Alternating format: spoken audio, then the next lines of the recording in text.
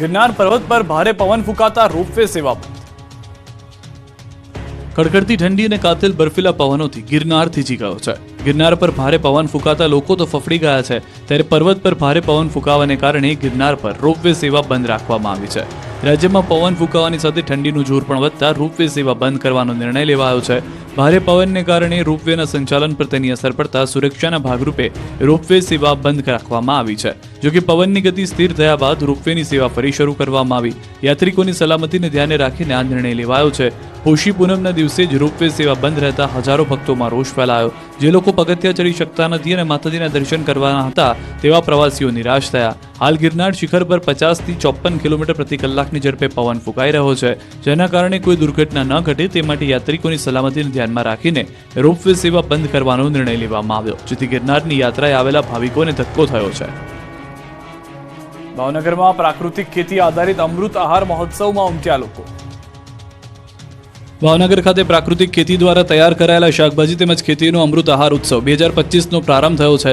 ભાવનગર શહેરના ring road પર યોજાયેલા 3 દિવસીય અમૃત આહાર ઉત્સવમાં ભાવનગરવાસીઓને શુદ્ધ અને સાત્વિક ખાણીપીણીની જાયફતનો અવસર ઉપલબ્ધ થયો હતો।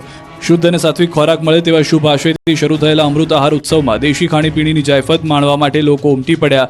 રીંગણનો અળો રોટલો, શક્કરિયાનો શીરો, મગના પુડલા, બીટનો હલવો, બ્રોકોલીનું પંજાબી શાક વગેરે અવનવી ચટાકેદાર સજીવ વાનગીઓનો સ્વાદ ચાખવાનો અવસર પ્રાપ્ત થયો। 3 દિવસ સુધી યોજાનારા અમૃત આહાર ઉત્સવમાં ભાવનગરવાસીઓને શુદ્ધ અને સાત્વિક ખાણીપીણીનો આનંદ મળશે, તેમજ ખેડૂતો દ્વારા જૈવિક ખેતી પદ્ધતિ દ્વારા તૈયાર થયેલ તાજા શાકભાજી, દાળ, કઠોળ અને ધાન્ય પાકો ખરીદવા પણ મળશે।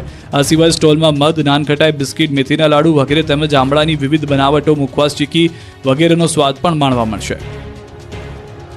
સુરતના કાપોદ્રાના દશરથનગર વિસ્તારની ઘટના। કાર ચાલકે રાત્રિ દરમિયાન સર્જ્યો અકસ્માત। કાર સોસાયટીમાં આવતા ટર્ન લેતા સમયે બ્રેકને બદલે એક્સિલેટર દબાઈ જતા અકસ્માત સર્જાયો। અકસ્માતમાં રોડના ઓટલે બેસેલા રત્ન કલાકારનું મોત થયું।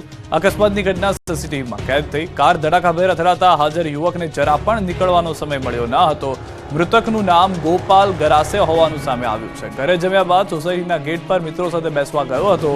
અકસ્માત સર્જનાર કાર ચાલકની પોલીસે અટકાયત કરી છે।